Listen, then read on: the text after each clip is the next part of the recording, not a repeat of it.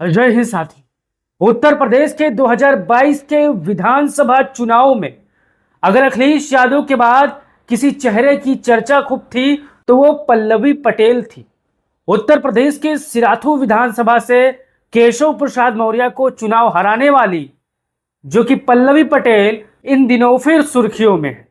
आप हमारे पीछे तस्वीर देख सकते हो। इस तस्वीर में सिराथू से विधायक समाजवादी पार्टी के तेज तर्रार अपना दल की नेता पल्लवी पटेल। आप यहां पर तस्वीरों में देख सकते हो गमछा बांधकर किस प्रकार से पैदल एक गांव की तरफ जा रही है। अब यहां पर आप देख सकते हो पल्लवी पटेल की सपा में वापसी। 2027 में फिर चुनाव हारेंगे केशव मौर्य। जल्द ही अखिलेश देंगे बड़ी जिम्मेदारी। जैसा कि आपको पता है पल्लवी पटेल और अखिलेश यादव में रिश्ते एकदम सामान्य है, एकदम दोस्ताना वाला रिश्ता है।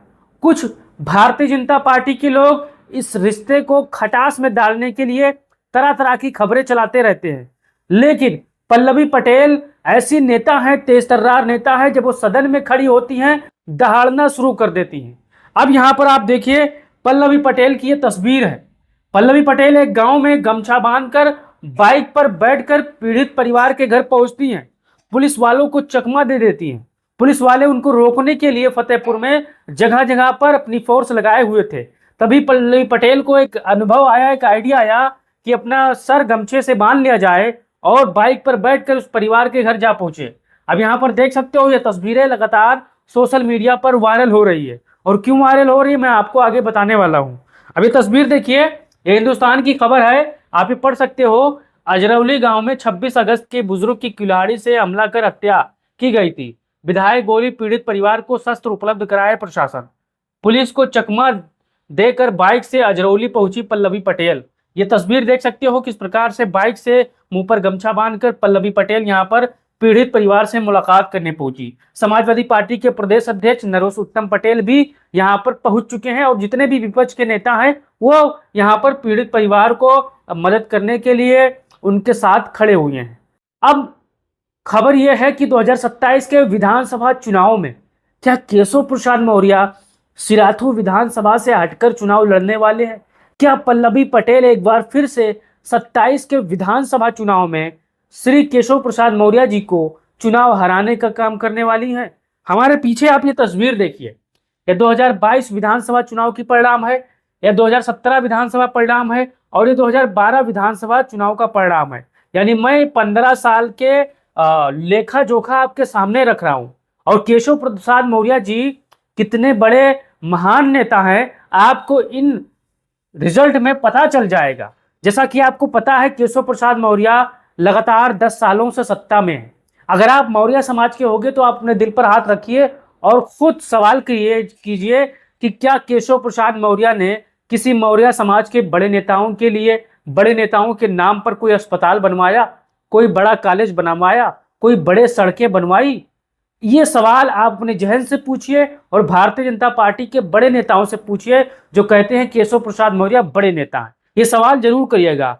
अब यहाँ पर देखिए सिराथू विधानसभा चुनाव परिणाम 2022, पल्लवी पटेल और केशव प्रसाद मौर्य का मुकाबला हुआ था, आप सभी को पता है।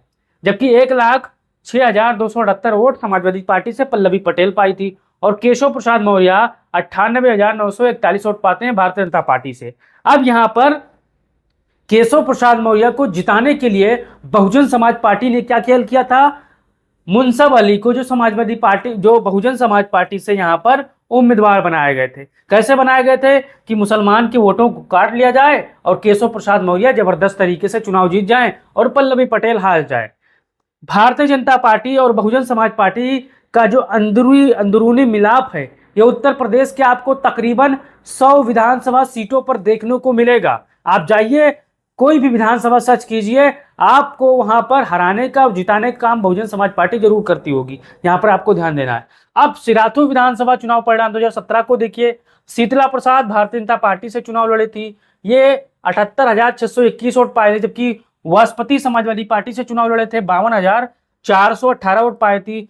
शहीदुर रब जो कि बहुजन समाज पार्टी से लड़े थे, 43,782 वोट पाए थे। लेकिन यहाँ पर समाजवादी पार्टी 26,203 वोटों से शीतला प्रसाद से ये चुनाव हार जाती है। अब चलिए 2012 की चुनाव परिणाम देख लीजिए। 2012 में केशव प्रसाद मौर्य भारतीय जनता पार्टी से चुनाव लड़ते हैं, 57,926 वोट पाते हैं और चुनाव जीत जाते हैं। बहुजन समाज पार्टी से यहाँ पर आनंद मोहन चुनाव लड़ते हैं, 48,063 वोट पाते हैं, चुनाव हार जाते हैं। अब यहाँ पर समाजवादी पार्टी से कैलाश चंद्र केसरवानी चुनाव लड़ते हैं, 32,309 वोटों यहाँ पाते हैं और चुनाव हार जाते हैं।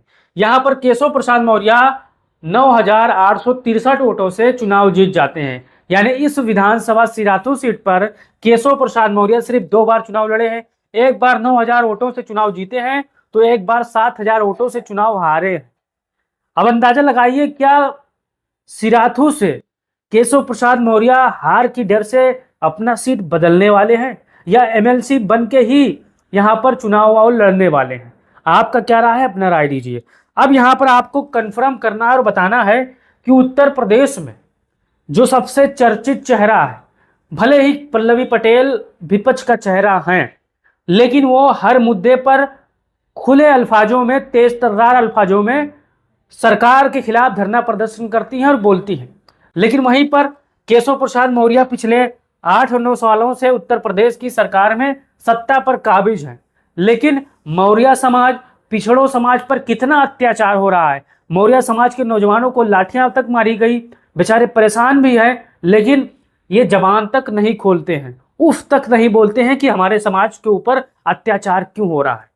अब ये शायद जब इनकी सरकार चली जाए 27 में, तब शायद इनका आँख खुले और ये बोले कि हाँ, हमारे मौर्य समाज पर अत्याचार हो रहा है। लेकिन तब इनसे आप सवाल करिएगा कि 2012 से और 2027 तक आप सत्ता में थे, तब क्या मौर्य समाज के लोग आप क्यों नहीं उन पर बोलते थे? आप ये सवाल जरूर करिएगा साथियों। अब आपको बताना है कि अगर सिराथू से 2027 की विधानसभा चुनाव पल्लवी पटेल लड़ती हैं, अगर यहां पर फिर से केशव प्रसाद मौर्य उसी सीट से लड़ते हैं, तो आप अपना राय, अपना अनुभव जरूर साझा कर सकते हो कि आप किसके साथ जाना पसंद करोगे, पल्लवी पटेल या केशव प्रसाद मौर्य। क्योंकि पल्लवी पटेल के पास सत्ता नहीं है और केशव प्रसाद मौर्य के पास सत्ता है। ये उप हैं लेकिन चुप हैं, ये सरकार में कुछ नहीं है लेकिन दहाड़ती हैं मैदान में खड़े होकर।